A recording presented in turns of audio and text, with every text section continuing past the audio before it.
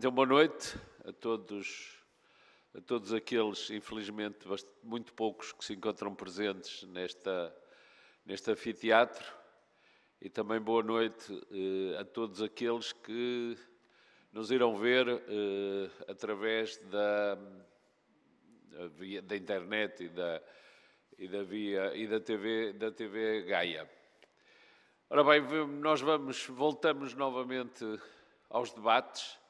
Normalmente nós pensamos sempre nos debates por altura da organização dos Jogos Juvenis de Gaia. O ano passado tivemos dois debates. O professor Daniel Duarte, que é um dos mentores e um dos cérebros destas iniciativas, lembrou-me que o ano passado tivemos um debate sempre orientado. É o nosso orientador e o gestor de jogo e o condutor de jogo, que é o Jorge Gabriel, que aqui está mais uma vez, porque é uma presença que nós já não prescindimos. E estivemos aqui a tratar da retoma da atividade desportiva. Isto é, depois da pandemia, em março, começou-se a antever que poderia haver algum alívio na situação pandémica e, como tal, havia o retorno dos jovens, sobretudo dos jovens e de todos os desportistas, à prática desportiva. Infelizmente, a coisa não foi assim com tanta clareza, não foi aquilo que estávamos a pensar e a imaginar, não veio a ocorrer. Mesmo durante o verão, eu participei em algumas iniciativas, em alguns Jogos Europeus, e tenho bem presente o que era termos os Jogos com estádios vazios. Eu estive no Olímpico de Roma, numa bancada que tinha mais ou menos 30 mil lugares, onde eu estava sozinho, completamente sozinho. Por isso era uma situação extraordinariamente triste e para mim dramática, mas isto passou-se.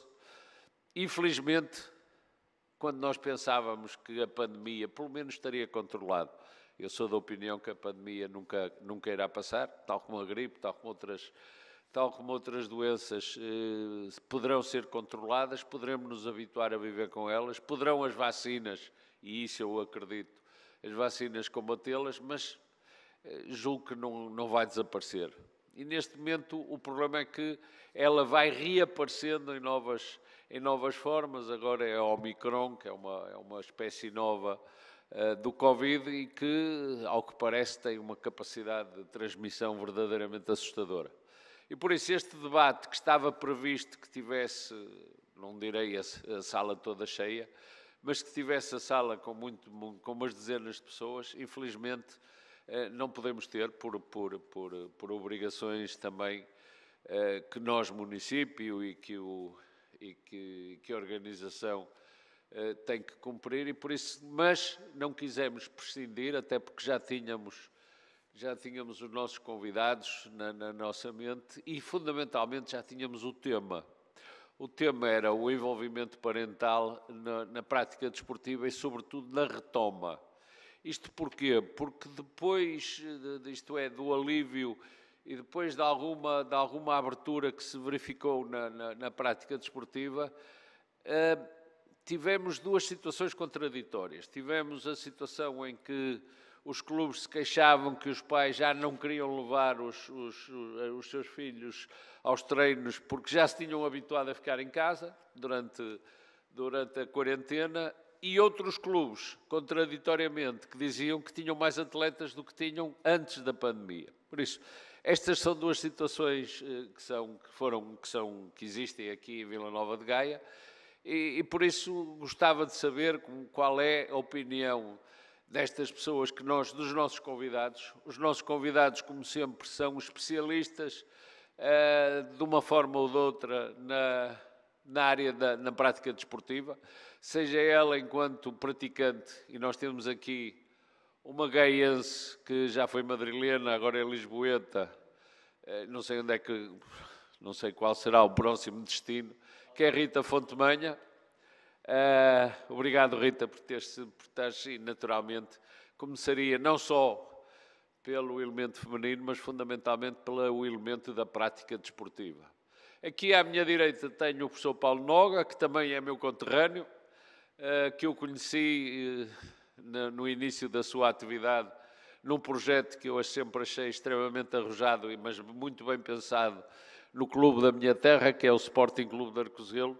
O professor Paulo Noga agora está no Sporting, mas já não é no Sporting Clube de Arcozelo, agora está no Sporting Clube de Portugal, a nível nacional, onde é efetivamente o responsável do projeto da formação e, por isso, acredito, e o Sporting é indiscutivelmente uma das estruturas desportivas que mais e melhor formação tem feito ao longo de muitos anos.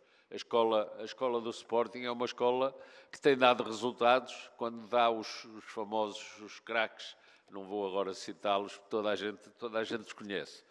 Depois tenho também outro habitual participante nos nossos debates, que é o professor Pedro Teques, que é psicólogo, por isso vai explicar sempre por que razão é que algumas coisas acontecem, por que razão outras não acontecem. O professor Pedro Teques é professor no ISMAI, não é? ISMAI mesmo? IPMAI. No IPMAI é quase tudo a mesma coisa, ISMAI e IPMAI são geminadas. Por falar em IPMAI, eu agradeço a presença, que é habitual, do professor Dr. Célio Sousa, que é o reitor ou presidente? Reitor do IPMAI, presidente, é quase a mesma coisa, mas e que juntamente com o Daniel e com o ISMAI muito têm colaborado para o sucesso destes debates. Depois temos o professor Raimundo Amorim, que é o cérebro e o fundador da Escola de Ginástica de Gaia, que é uma realidade cada vez mais crescente e que não tenho dúvidas que está a constituir um sucesso, aliás, bem patente no último Festival Internacional, é assim que se diz, professor? Uma competição internacional, e começamos a ter atletas em Gaia que são atletas com aspirações aos chamados altos voos internacionais. Por isso, já apresentei toda a gente. Naturalmente, o condutor do jogo é o Jorge Gabriel, é o número 10. Ele está sempre presente. É uma temática muito interessante, muito mesmo interessante, sobretudo para os pais, mais até para os pais, fundamentalmente, compreenderem as necessidades que os filhos têm. É evidente que estas coisas são um bocadinho diferentes, eu vou mesmo acabar. No meu tempo não era muito habitual os pais andarem connosco na prática desportiva. Eu pratiquei desporto, não sei, quase 30 anos e suponho que só uma vez é que o meu pai me foi ver e disse que, aliás foi num jogo de rugby, e disse que nunca mais ia. Eu fiquei, mas não foi só ver-me, é que nunca me levou a nenhum treino, nunca me levou a nenhum jogo, por isso eu tive que me resolver e safar sozinho. Agora isto não acontece, e não acontece por diversas razões. Uma das meus meios de transporte preferidos era a boleia.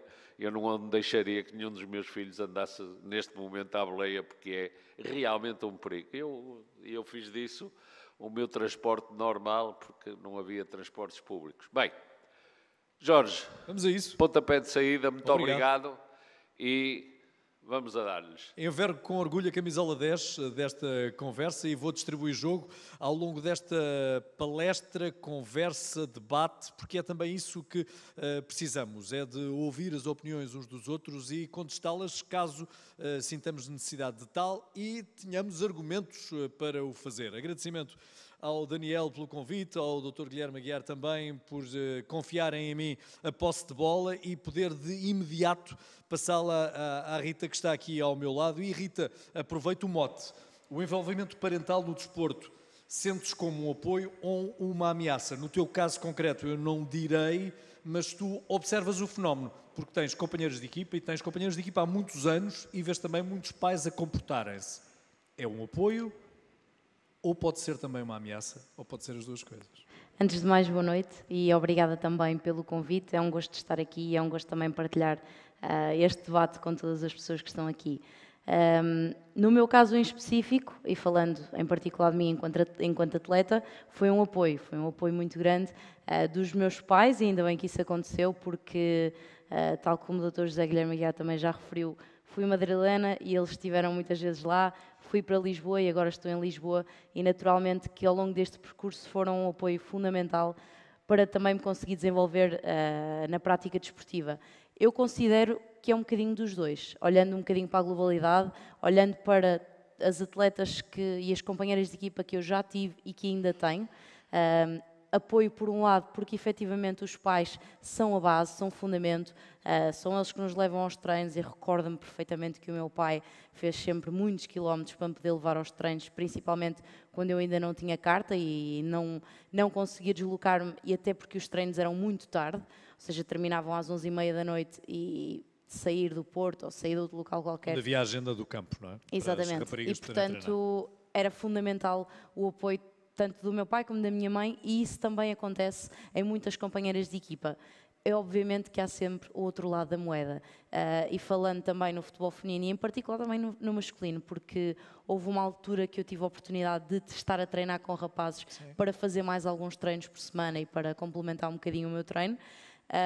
E apercebi-me também que muitos dos jovens acabavam por chegar ao treino já com uma ideia formatada por aquilo que lhes era dito em casa, ou seja, porque os pais viam determinados comportamentos no treino que achavam que os filhos deveriam ter, para poderem jogar mais, e os filhos inconscientemente às vezes acabam por adotar esses comportamentos. E não é benéfico, porque nós temos muito a aprender no desporto, no futebol, seja no futebol, seja em qualquer outro desporto coletivo, individual, temos muito a aprender.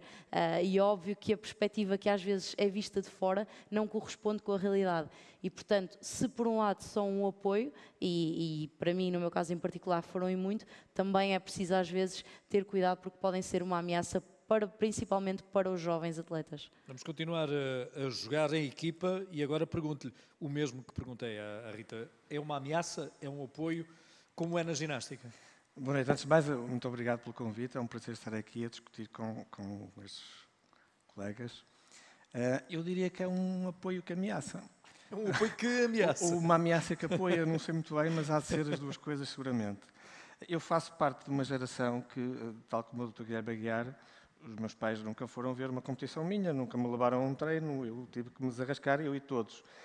Mas atualmente nenhum jovem, mesmo um adolescente, até para ir para a escola são os pais que levam. Portanto, a gente passa à porta das escolas, aquilo está cuidado de carros à hora de entrada e à hora de saída, não se consegue circular, porque os miúdos vão, na sua esmagadora maioria, deslocam-se no carro dos pais, quer para ir para a escola, quer para virem, para ir para o treino, quer para vir, e portanto não têm a esse nível qualquer espécie de autonomia. Os pais são absolutamente fundamentais, porque sem eles, nenhum deles conseguiria treinar. Agora, eu suponho que na ginástica, e portanto nas modalidades individuais, o problema que os pais trazem ao desempenho desportivo dos filhos seja algo diferente das modalidades coletivas. Nas modalidades individuais, pelo menos na minha, eu não me lembro de alguma vez assistir a violência física. Isso não é uma coisa que eu alguma vez tenha assistido, mas assisti a alguma violência, porque a violência não é só física, a violência verbal, a violência da exigência, da obrigação do tem de se fazer. Isso já vi muitas vezes. Mas, de facto, os pais tendem às vezes a passar para os filhos alguma da frustração que têm, o que tiveram, e algumas dos anseios que gostariam que os filhos concretizassem, sejam ou não sejam esses os sonhos dos filhos. E, portanto, isso pode ser, de facto, um problema. No fundo, projetam-se, não é? Projetam-se nos filhos, grande parte das vezes, sim. Mas isso leva-nos depois já a irmos a outras áreas de discussão e de debate, até esse entendimento do comportamento face a uma modalidade individual ou coletiva, ou face ao futebol e todos os restantes desportos. Mas já lá iremos. Pedro, a pergunta é a mesma, exatamente a mesma do arranque desta conversa. É para si um apoio, uma ameaça, ou pode ser as duas coisas? Ora bom, antes de mais, obviamente, agradecer o convite. É mais uma vez um prazer estar aqui presente neste tipo de debates e discussões, que são sempre bastante úteis. Ora bom, eu tenho uma visão, desde há cerca de mais ou menos 15 anos, eu costumo dizer que especializei-me em pais, portanto eu fiz, toda a minha investigação foi envolvimento parental no desporto, portanto, tanto o mestrado, o doutoramento foi sempre, especializei-me nessa área. Mas e neste particular eu sempre tive uma perspectiva muito vincada, que eu vejo sempre que os pais são mais um suporte que uma ameaça. E vou tentar defender um bocadinho aquilo que é a minha premissa. Muitas das vezes aquilo que nós identificamos os pais como uma ameaça, eu costumo dizer que são a exceção, não são a regra.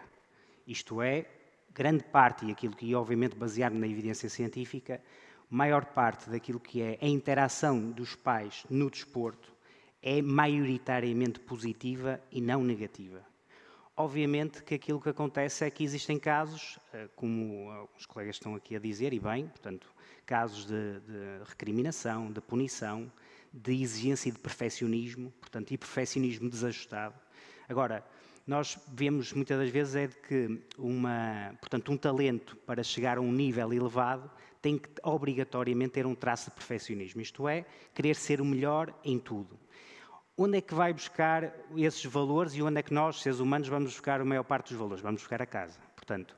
E o valor do trabalho, ou seja, modelos de trabalho, modelos de dedicação, modelos de esforço continuado e foco na melhoria contínua. Isso nós vamos buscar aos pais.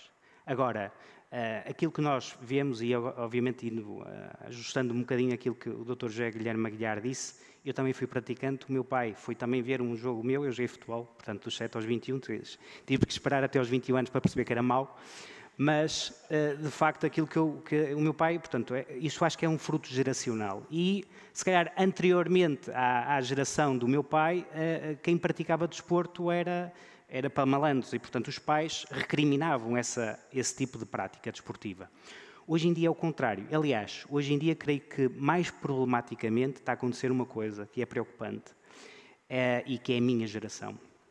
Tem a ver com eu ver o desporto como um serviço parental. Isto é, eu vejo o desporto como uma forma de alocar o meu filho ou a minha filha para praticar um determinado tipo de desporto e eu pago um serviço. Neste caso, os clubes são um serviço que eu estou a tentar alocar para a minha, neste caso para a minha vida e para o meu próprio cotidiano. Obviamente nós hoje temos pouco tempo, existe pouco tempo para tudo. Hoje em dia, obviamente, cada casal tem os seus empregos, portanto, e o esforço dedicado a isso, e que muitas vezes aquilo que está a acontecer é o contrário, que é os pais eventualmente começarem a ser de alguma forma, pais que estão presentes, mas ausentes simultaneamente. Isto é, eu chego lá, entrego o meu filho e vou às compras ou vou fazer outro serviço qualquer. Porquê? Porque já o deixei lá nesse serviço que estão a fazer.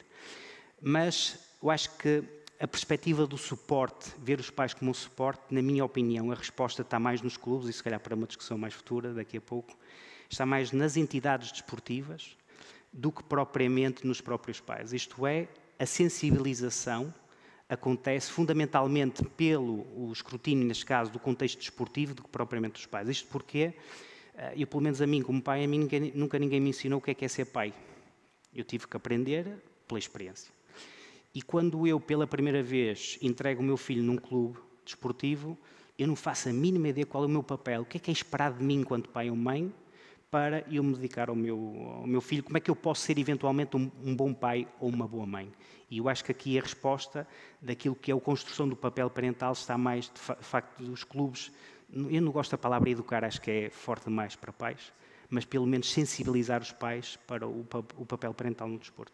Mais uns dados importantes, aqueles que advêm do que acabou de dizer, porque imediatamente nós tentamos perceber se, por exemplo, devemos estar ou não a assistir aos treinos dos nossos filhos, se os treinadores devem, no princípio de cada época, e serve para todas as modalidades, entregar, eu não lhe chamarei um livro de comportamento, mas pelo menos comportamentos desejáveis dos pais face aos treinos dos filhos e aos jogos dos filhos e por aí fora. Mas já lá iremos. Vamos dar também palavra ao Paulo Noga. Paulo, saudações desportivas. Evitei as outras. Paulo, aliciou-no. Apetece-me perguntar, ouça, se escolher o meu, Pode ser que... É um tema delicado. É, não é? É um tema delicado. Mas não vamos fugir então a esta pergunta inicial. Sim. Apoio ou ameaça? Eu já lá irei mais à frente. Muito bem. Antes de mais, agradecer também a oportunidade.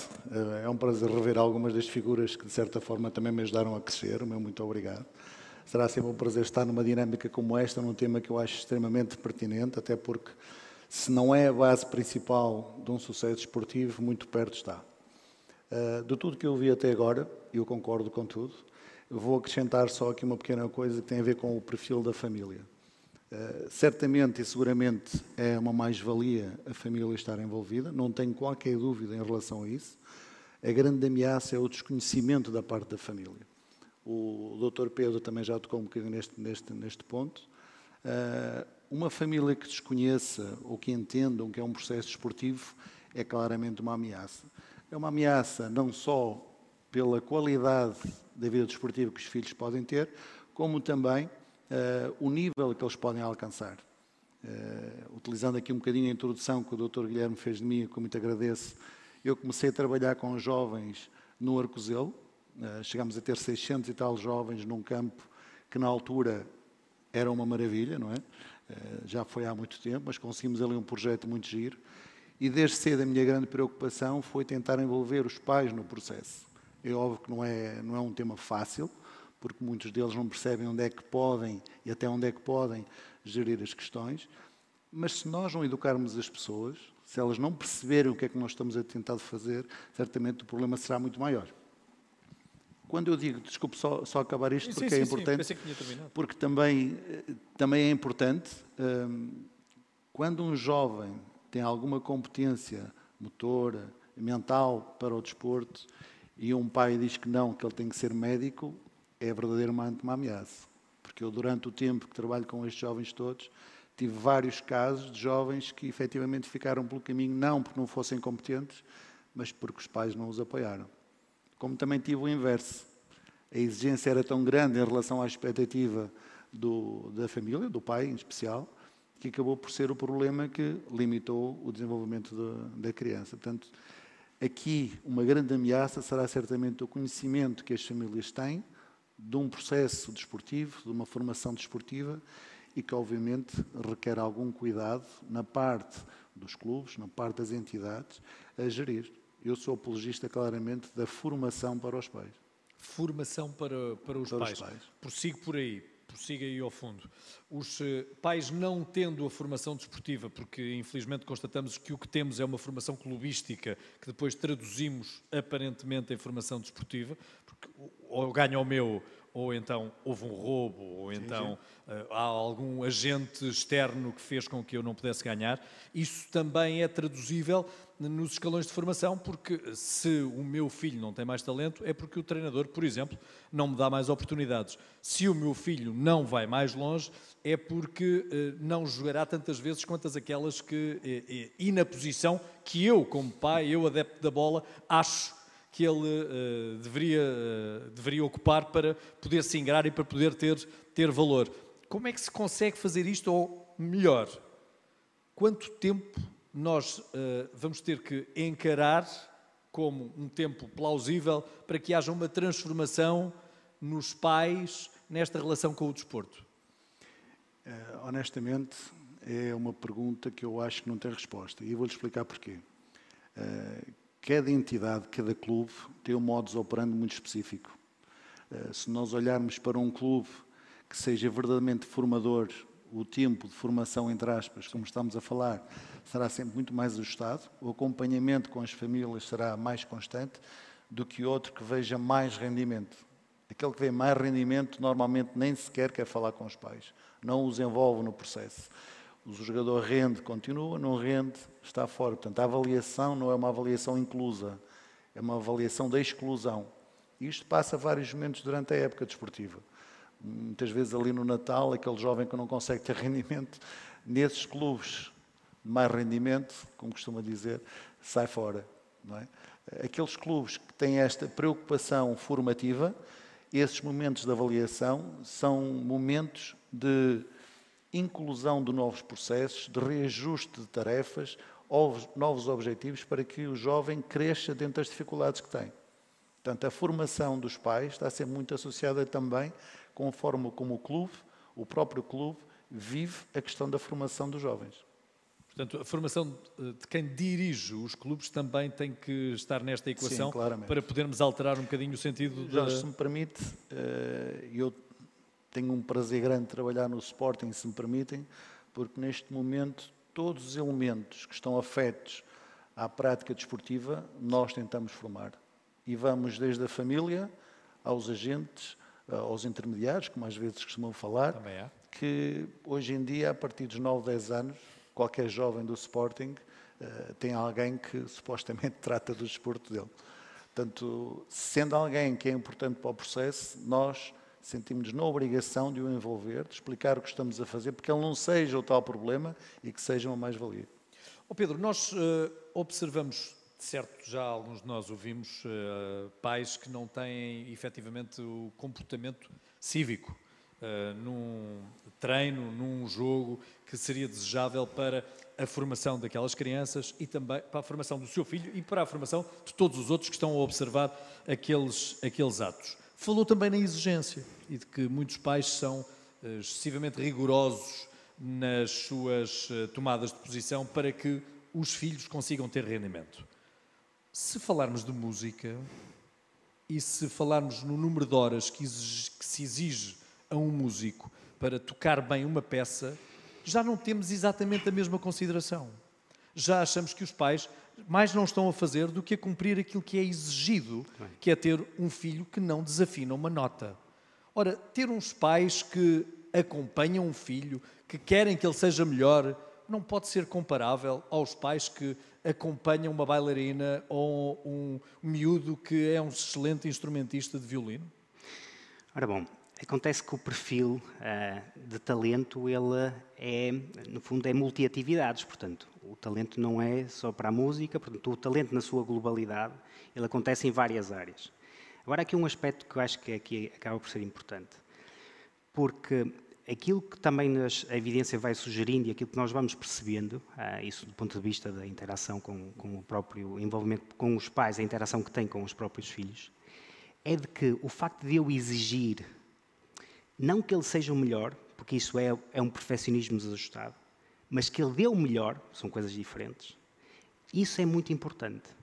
Ou seja, e aquilo que nós vamos verificando relativamente aos perfis daquilo quem alcança níveis muito elevados, tem de facto na sua raiz valores de dedicação, do trabalho e, de alguma forma, de tentar desafiar e fazer com que, e exigir que ele ou ela dê o melhor naquilo que é uma atividade, seja ela na música, seja ela no desporto, seja ela do ponto de vista académico. Portanto, socialmente não é muito mais compreendida a atitude dos pais que junto dos artistas dentro da área cultural se expressam e têm que, em alguns casos, até exageradamente ensaiar para poderem atuar numa atuação, seja ela qual for. Sim, e aliás, algumas delas também concursos, não é? Sem dúvida. Podem fazer com que mudem a vida. Sem dúvida. Eu acho que aliás, isto até acaba por ser uma questão cultural, que essas diferenças muitas vezes até acontecem dentro das próprias modalidades esportivas. Sei lá, estou-me a lembrar de eventuais modalidades fundamentalmente individuais, se calhar imagina a ginástica, normalmente tem traços normalmente de perfeccionismo muito elevados, portanto, e do rigor do treino muito, muito elevado.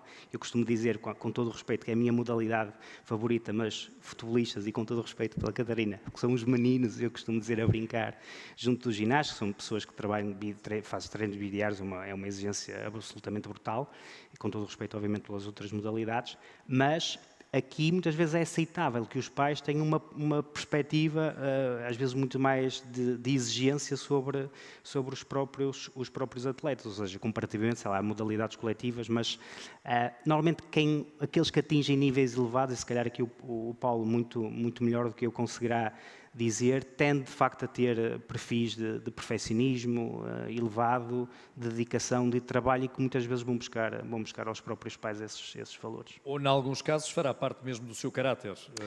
Obviamente, Cristiano Ronaldo esteve a partir dos 12, 11 anos, sim, longe dos pais. correto. Sim, Não foi, com certeza, por ter o acompanhamento dos pais que ele chegou onde chegou, não é? eventual, ou seja, É um isto traço de acaba caráter, por não é? ser as influências serem sociais e de vária ordem, portanto, pode ser oriundo dos pais, pode ser oriundo do meio onde estão e pode ser ter aqui um fator genético, obviamente, associado. Ou ter alguém que substitui os pais, como foi o caso, Ou eventualmente se pensarmos no Aurélio Pereira, que é alguém que também temos como referência. Bom, vamos olhar para as modalidades individuais e compará-las com as coletivas. E eu atrevo-me até a dizer, se calhar podemos comparar as individuais com as coletivas e pomos o futebol à parte. É isso, professor? Ou não, não necessariamente. Eu queria fazer aqui um parênteses sobre a ginástica, que é, em Portugal, um ginasta que queira ser campeão nacional, júnior, se não treinar 25 horas por semana, não chega lá a qualquer que seja o seu nível de talento. Okay? Por mais talentoso que seja, se não treinar 25 horas por semana, e estou a tirar o número para baixo, acreditem, não tem qualquer hipótese de lutar por ser campeão nacional júnior. E atenção, que o campeão nacional júnior português é um ginasta sofrível em termos internacionais. Porque se quiser ser alguma coisa em termos internacionais, tem que treinar acima de 30 horas. Esta é que é a realidade da minha modalidade. Isto levanta aqui um problema que é um problema de exigência e que faz com que, do ponto de vista educativo daquele jovem, do ponto de vista pedagógico, é importante que ele ou ela percebam o valor do trabalho e, portanto, é preciso trabalhar para que se conquistem coisas, para que se concretizem objetivos. É necessário que se trabalhe, e na minha modalidade é necessário que se trabalhe bastante. É necessário que se seja perfeccionista, portanto, qualquer errozinho de execução pode significar uma coisa muito... não concretização de um objetivo importante. Mas fica ali uma linha muito ténue entre o que é suposto seja uma exigência razoável e o que é uma exigência acima daquilo que a pessoa, o ginasta, seja capaz de fazer. E diz-me uma experiência que bastantes pais tendem a projetar as suas frustrações, enfim, as suas necessidades, às vezes. Se calhar, nos filhos e, portanto, tendem a ter alguma exigência que está um bocadinho para além daquilo que ele é capaz de dar. Há bocadinho estava a dizer que era preciso que ele desse o seu melhor. De facto, todos nós queremos que os nossos filhos, os nossos ginastas, os nossos atletas, os nossos jogadores, o que for, façam o seu melhor. O problema aqui é o que é o melhor dele. Do ponto de vista do ginasta, eu digo ginasta porque é a minha modalidade, do ponto de vista do ginasta, o seu melhor pode ser aquilo que ele está a fazer. Mas se calhar aquilo que ele está a fazer do ponto de vista do seu pai é insuficiente. E isto levanta aqui uma dificuldade que muitas vezes pode ser difícil de ultrapassar. Como é que nós na ginástica temos tentado lidar com isto? Chamamos os pais para experimentar. Cada vez que o pai ou a mãe se põe em cima da trave, que tem 10 centímetros de largura e 1,25 m de altura, e olha cá para baixo e vê, epá, afinal isto é muito mais difícil do que aquilo que eu estava à espera. Pois é, para a próxima não exige assim tanto. É um bocado isto. E temos outra coisa que é, tendemos a não, e eu digo tendemos porque é uma prática mais ou menos generalizada, a não... ou a criar, não é a proibir, é a criar condições para que não seja possível os pais assistirem aos treinos. Eu, se quiser assistir à aula de matemática do meu filho, não posso. Porque é que é de poder assistir à aula de educação física ou ao treino dele de futebol, de handball, de ginástica, de basquete, tudo o que for. Eu vou ver os jogos. E os jogos são... os jogos, as competições, as provas serão a expressão daquilo que o atleta foi capaz de fazer nos treinos. E é isso que eu tenho que ver enquanto pai. Não mais do que isso. Porquê é que eu ia de ver treinos? Sabe dizer uma coisa, que eu já tive. Enfim, não foi aqui em Gaia, foi fora de Gaia, não importa onde foi, mas tive pais a assistir a todos os treinos, e todos os treinos é segunda, terça, quarta, quinta, sexta e sábado de manhã. Cada treino 4 horas. Todos os treinos, durante toda a semana, durante as 4 semanas do mês, durante todos os meses do ano. De cronómetro na mão, para ver se eu estava tanto tempo com aquele ginasta como estava com aquele e estava com o filho dele. Às vezes isto tem essas coisas, portanto, Claro que quando isto acontece, e era numa situação em que não era possível criar condições para os pais não assistissem, quando isto acontece, é evidente que é uma ameaça e não é um apoio. A verdade é que sem pais não havia filhos e, portanto, nós precisamos deles, não é? E os filhos não conseguiriam fazer, sobretudo na minha modalidade, em que, desde idades relativamente baixas, é preciso treinar bastantes horas e encontrar formas de conciliar a quantidade de treino que é necessária com os estudos, com as outras coisas que os miúdos têm que fazer, porque a vida não é só estudar e treinar. Não é possível fazer isso sem uma articulação boa entre a parte técnica, a criança ou o jovem que está a treinar e os pais, a família, o clube, têm sempre que encontrar formas de se articularem e de resolverem esta questão. Rita, quantas vezes é que os teus pais assistiram aos treinos? Nenhuma. Mas, no entanto, deu para seres jogadora do Atlético de Madrid, inclusivamente, não é? Sim, mas acho que aqui numa dimensão também um bocadinho diferente, ou seja, a exigência também acaba por não ser tão grande quanto aquela que eu estou a ouvir também em específico na ginástica, mas obviamente que eu acho muito daquilo também que o Dr. Pedro falou, que muitas das coisas, muitos dos traços que é preciso para o desporto, eles vêm da família, vêm daquilo que os nossos pais também nos transmitem e nos educam e, portanto, esta questão do trabalho, da dedicação, da forma como nos entregamos ao treino, eu acho que isso tudo, no meu caso também, veio exatamente da educação que eu tive ao longo dos anos e, portanto, permitiu-me a que não fosse necessário que os meus pais fossem assistir aos treinos para me exigir mais. Obviamente que depois vão assistir aos jogos e fazem sempre apontamentos, o normal, o treinador de bancada, como fazem no futebol, como fazem também em outras modalidades. Mas isso eu acho que acaba por ser natural. Qualquer pessoa que vai assistir a um desporto acha que sabe mais sobre ele do que aquilo que efetivamente sabe e do que aquilo que se passa, por exemplo, dentro do processo de treino. E, portanto, os meus pais não assistiram, felizmente não assistiram aos treinos, mas foram assistir a alguns jogos e, portanto, acho que aquilo que eles fazem, depois nós, enquanto jogadores, também temos de ser inteligentes o suficiente para saber gerir a informação que também nos é dita pelos nossos pais e também pela forma como eles acabam por nos exigir ou por colocar em nós também alguma das suas, em alguns casos, frustrações. Cabe também depois ao atleta formar-se e ser inteligente o suficiente para saber como gerir essas próprias expectativas dos pais. E eu acredito, e eu sei que não é fácil, principalmente quando são muito jovens, mas acho que também vão aprendendo. Estamos a falar noutro nível, não é? Estamos a falar já de alta obviamente. competição no feminino, mas com alguns dos dramas que viverão também alguns dos miúdos do setor masculino, que é de terem de escolher, terem de optar, não só porque os pais podem não ter rendimentos suficientes para manterem os filhos a treinar, Sim. mas também os filhos terem de optar entre começarem a trabalhar ou prosseguirem a carreira futebolística. Isso já sucedeu com companheiras tuas de equipa? Ou viste no teu trajeto?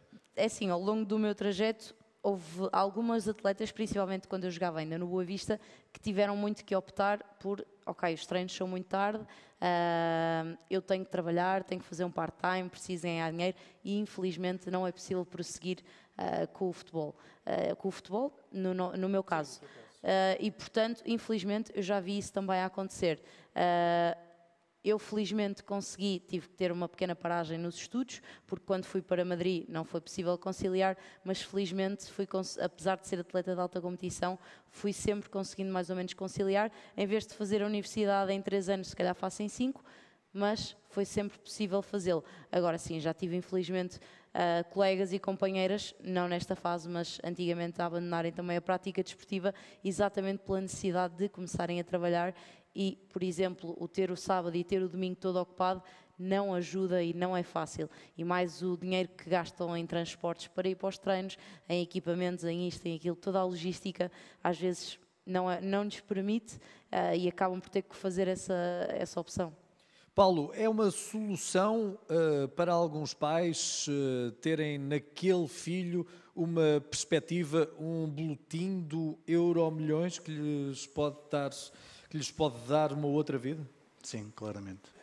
E cada vez mais nós estamos confrontados com famílias que vêm, por exemplo, do Brasil, com filhos de 11, 12 anos e que vêm atrás de um sonho que passa pelo filho, do sucesso do filho. Nós temos, vou-lhe chamar uma operação, mas pronto, não deixa de ser uma estratégia a nível nacional. E nós, desde o Algarve até Braga, temos famílias que se enquadram nesse perfil. São famílias que vêm de fora e que vêm atrás de um sonho, atrás do eventual potencial que os filhos têm. E atenção que nós estamos a falar de famílias com gravíssimos problemas de sobrevivência, não estamos a falar de sobrevivência, e que vêm atrás dessa perspectiva. O caso concreto do Sporting, como é que vocês lidam com esta realidade? Nós, obviamente, todas as famílias têm um contexto diferente, cada família é uma família, e nós tentamos apoiar, obviamente, o melhor possível, mas desde a alimentação, desde ajudar a pagar uma renda de casa, desde ajudar a documentação, nós tentamos a fazer o melhor possível.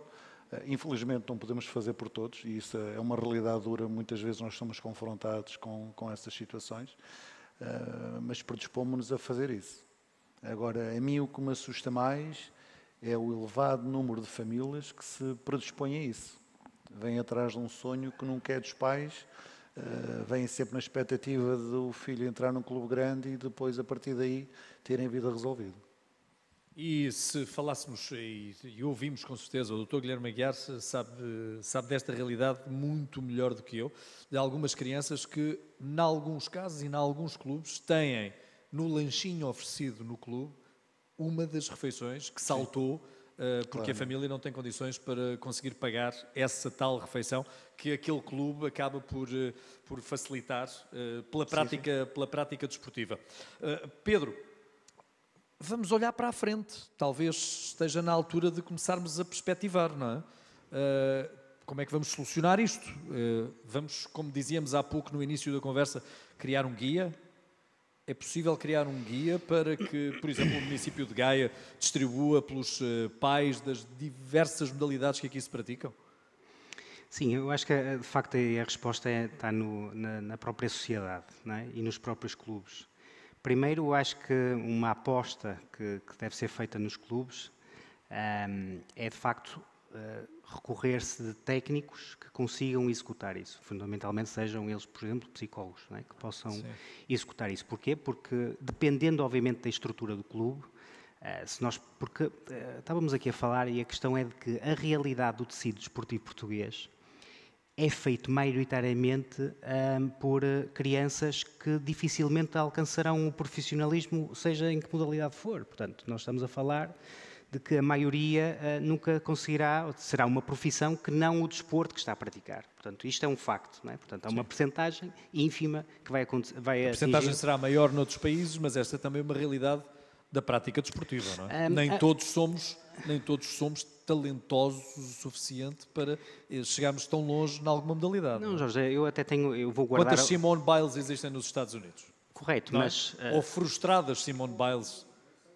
No mundo, não é? Mas estamos a falar nos Estados Unidos. Não, mas eu estava aqui a falar porque eu vou guardar, obviamente, o anonimato do clube. Eu recordo-me de fazer reuniões de pais, coisas normais, e recordo-me de solicitar para trabalhar expectativas. Estamos a falar de um clube que pensa no profissionalismo e pedi os dados neste caso, de percentagem, neste caso, de atletas que chegavam à equipa principal, que nos últimos 10 anos entraram. E então eu recordo-me de, na reunião de pais, ter apresentado 0,01% que alcançava, de facto, a equipa principal. Portanto, isto é trabalhar expectativas nesses clubes, mas que nos clubes, estou-me a lembrar de vários clubes em Gaia, por exemplo, a perspectiva não é o resultado, ou não pode ser obrigatoriamente o resultado.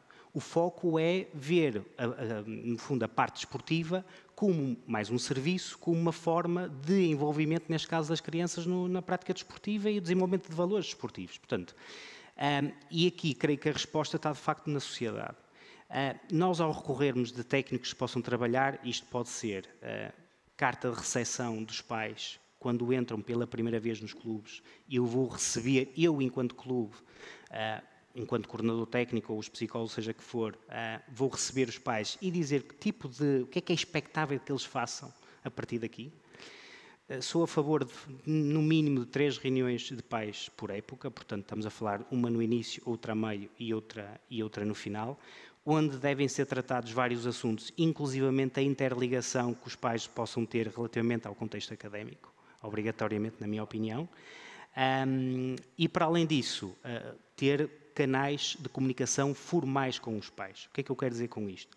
O grande problema, muitas das vezes, dos pais no desporto é o informalismo do contexto desportivo, ou seja, estamos a falar de um contexto informal, que é, eventualmente, o treinador vai meter o saco na mala do carro e chega um pai e levanta o dedo, mister, deixa-me só dar uma palavra e tal, pronto. E muitas vezes os problemas acabam por acontecer aqui. A partir do momento em que eu digo, tal como na escola, eu tenho um horário de recepção dos pais, ou para ouvir os pais, portanto, é à quarta-feira, das 6 às 7, com marcação, ou seja, a partir daqui eu já estou estruturado de alguma forma e a criar algum rigor de comunicação e de interligação dos pais com o próprio contexto. Portanto, existem várias estratégias, creio que parte, mais uma vez eu digo, creio que a solução está mais do lado dos clubes que propriamente nos pais. Okay.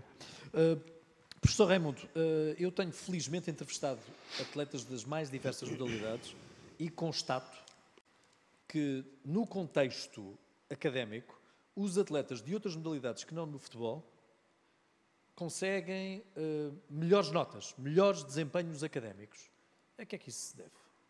Dado que eles, como no caso da ginástica, para serem campeões nacionais júniores necessitam de 25 horas de treino por semana e, se quiserem ir mais longe, têm que andar para os 30 e para os 40 horas por semana em treino. Em treino. O que faz, acho eu, a minha opinião é que faz o sucesso daquilo que fazemos não é exatamente o talento, embora quando queremos ser o melhor do mundo numa atividade qualquer, não podemos ser só com trabalho, é preciso que haja talento. Mas aquela frase de que o sucesso é 90% suor e 10% inspiração ou talento é verdade.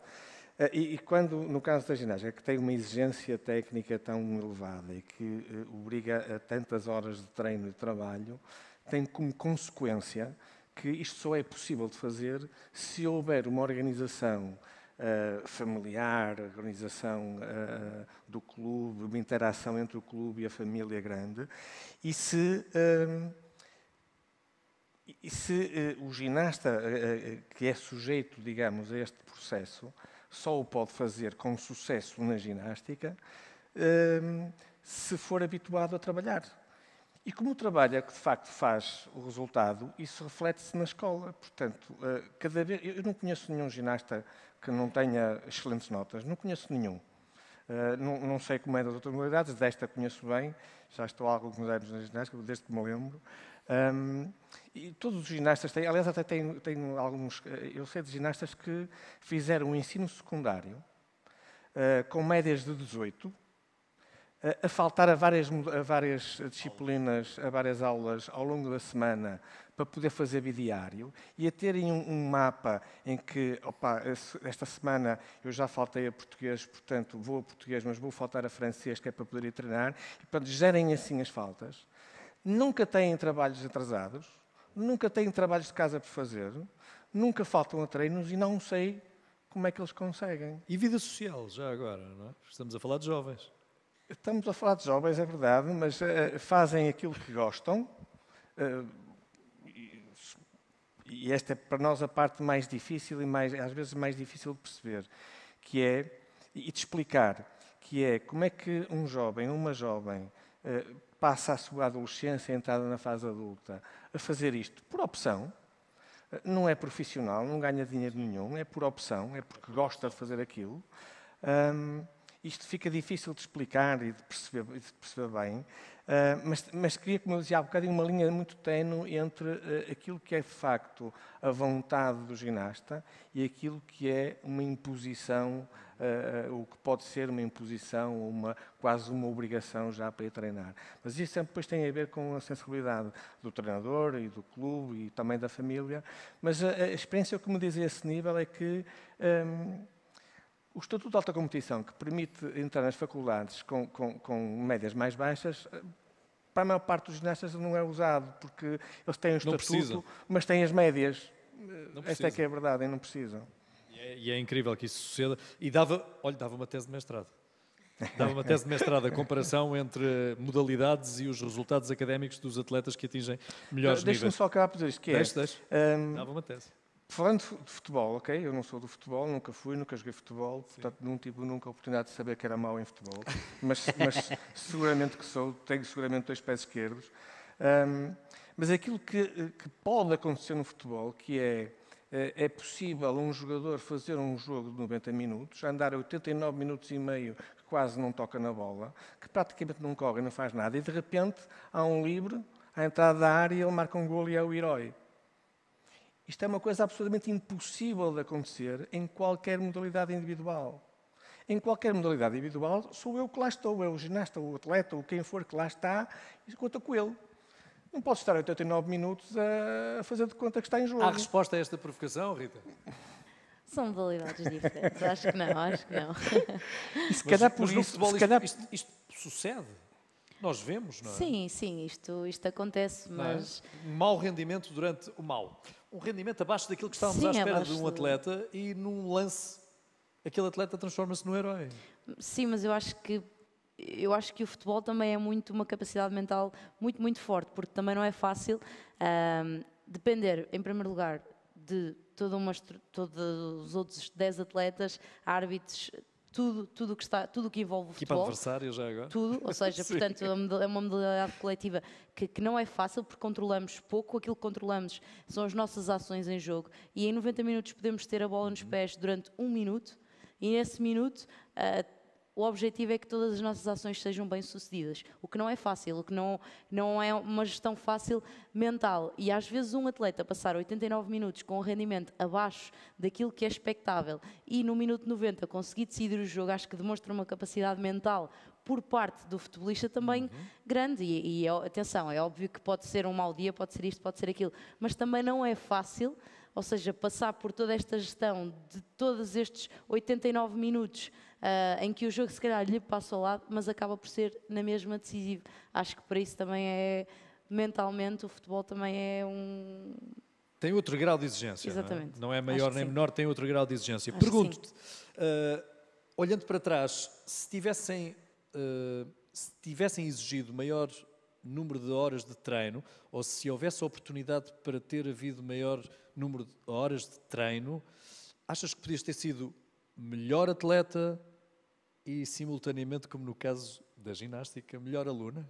Eu acho que poderia ter sido melhor atleta, porque o futebol feminino também teve aqui um desenvolvimento diferente. Hoje em dia, as atletas femininas, felizmente, têm umas condições diferentes e têm uma capacidade de se formar muito superior àquela que eu tive. Sim. Portanto, quem me dera a mim ter tido mais horas de treino.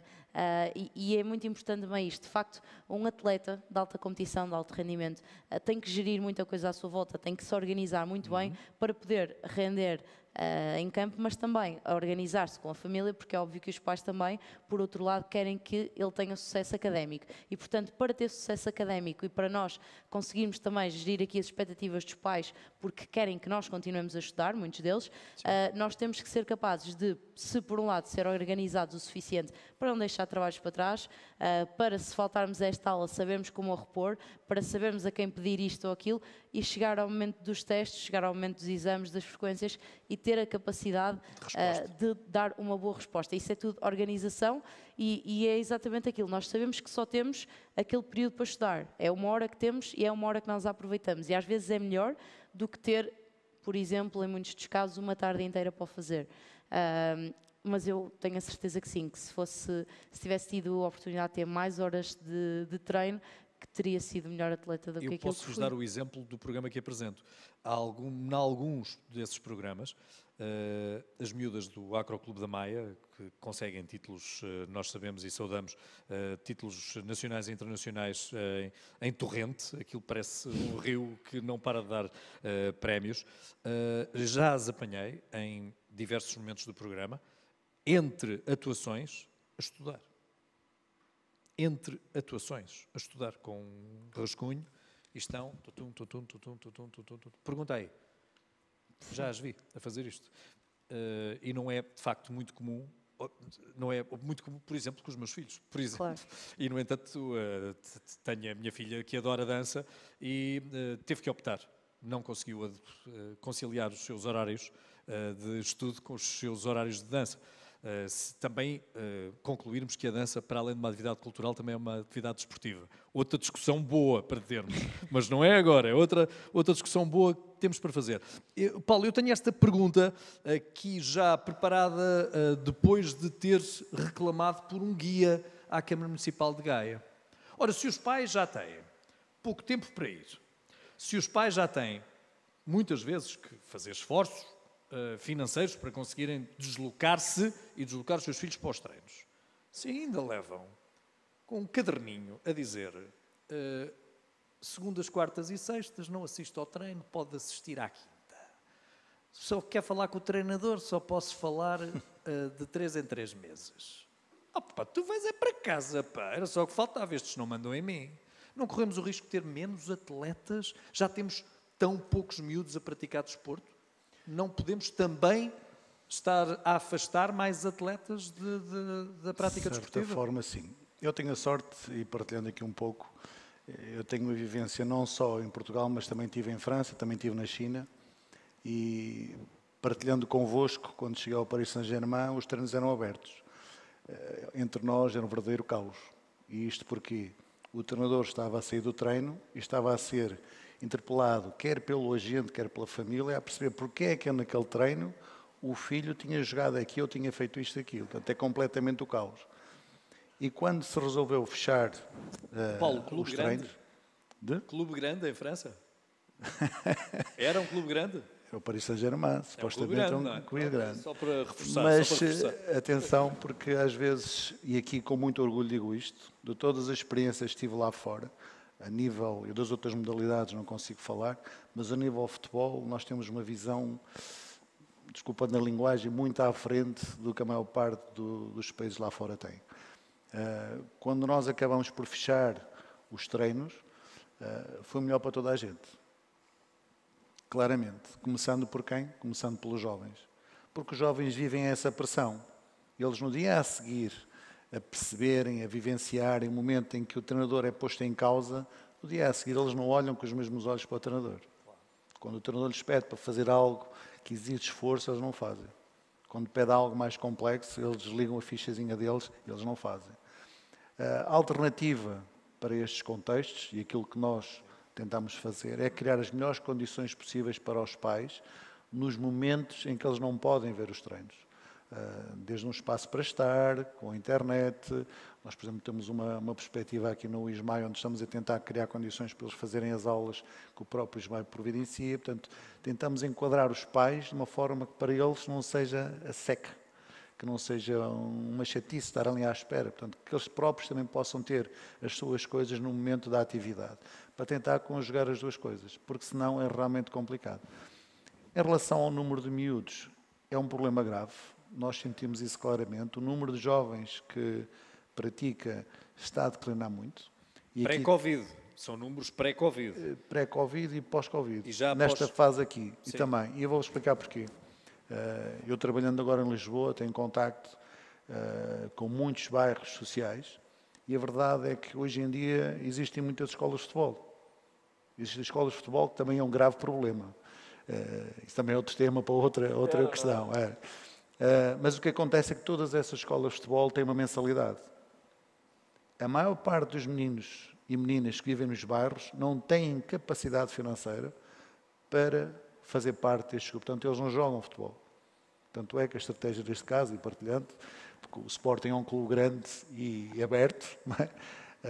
Uma das nossas grandes estratégias é nos bairros sociais. E nós queremos mesmo que eles joguem à bola, que se divirtam, que cresçam a aprender a jogar futebol. Porque hoje em dia o futebol está a decrescer um bocadinho. Fiz uma apresentação há uns tempos, cerca de um mês, na Bélgica, e um dos pontos que eu apresentei foi precisamente este. Hoje em dia nós ainda temos muitos jovens a praticar, não porque o jovem é apaixonado pelo jogo, mas porque o pai é apaixonado pelo jogo. O pai é que insiste que ele vá ao treino. Portanto, estamos a entrar aqui num nível muito complicado naquilo que nós olhamos em perspectivas do futuro. São, a maior parte das vezes, os pais que incentivam e quase que forçam os jovens a ir ao treino. Portanto, isto aqui é um problema grave. Se esta questão de fecharmos os treinos não é apelativa para os pais, é verdade. É verdade. Muitos deles fazem muitos quilómetros, não vendo o treino, realmente para eles é um problema. E a alternativa podia ser? Voltamos outra vez à educação dos pais. À educação. Aliás, todos os jovens que começam a trabalhar connosco, quer ao jovem, quer à família, é explicado todo o processo onde eles vão entrar, não só para responsabilizar a família, mas também para responsabilizar o jovem. Ele tem que perceber o que é que se está a propor a fazer, que é para amanhã não vir, porque depois isto acaba sempre por virar as coisas ao contrário, e quando há um menos sucesso, se assim se pode dizer, e com muita pena minha, a primeira coisa que eles querem tirar é a escola. Por isso é que se calhar as notas escolares não são como na modalidade como na ginástica. Existe a expectativa financeira, em que todos os pais estão vinculados, e claramente eles preferem que o jovem falte às últimas aulas, que é para chegar a horas para o treino. Que não vá às aulas, que é para poder ir jogar. E eu sou contra isso. Até porque, para mim, o cérebro é a mesma coisa que o músculo, tem que ser estimulado. E se nós não temos jovens inteligentes e que entendam um meio cada vez mais complexo, um jogar cada vez mais complexo, eles não vão ter o sucesso que nós esperávamos. Portanto, a escola, efetivamente, faz parte de um processo desportivo de elite, não há volta a dar. Pedro, constatando que há menos atletas, há menos jovens a praticar desporto e há também menos adultos, os números que temos são números de 2019, salvo erro, não temos em bom rigor números precisos para 2020, temos resultados de 2019 que eram assustadores e que a União Europeia apontava Portugal, inclusivamente, no espaço feminino entre os 4 e os 11 anos, como, ou se não era o terceiro pior país da Europa, estava lá próximo. Mas como é que nós podemos estar a fomentar o desporto quando são os próprios pais, e voltamos a falar neles, os primeiros a preguiçar em casa e a não praticarem qualquer, já nem digo modalidade desportiva, exercício físico? Como é que depois os filhos podem, mesmo com a insistência dos pais, ter vontade para o fazer? Sim. Mais uma vez, e reforçando, onde está a gênese? Está nos nossos próprios valores e na forma como eu vejo o meu próprio cotidiano. Ou seja, isso de facto acaba por ser, neste caso, a atividade física, não o desporto, a competição. Escusamos de falar em modalidades, atividade física, não é? Mas de facto isso, os pais, e existe um conceito muito importante que é o conceito de modelo social, ou seja, os pais serem modelos para os próprios filhos. Da mesma forma que eu, do ponto de vista da nutrição, ingiro um conjunto neste caso, de alimentos que não são apropriados para a minha saúde, como refrigerantes, e obviamente com todo o respeito para outras empresas refrigerantes, mas como refrigerantes e comer outras coisas quaisquer, e a minha inatividade física, obviamente o recurso que eu tenho muitas das vezes para a ocupação do tempo livre no fundo, são os videojogos, é a televisão, são os ecrãs. E, aliás, existem dados recentes que são absolutamente dramáticos devido ao declínio do ponto de vista da inteligência ou do pensamento abstrato devido ao impacto que os ecrãs têm nas crianças que muitas vezes têm acesso aos ecrãs a partir dos 2 anos de idade. Portanto, são coisas absolutamente dramáticas.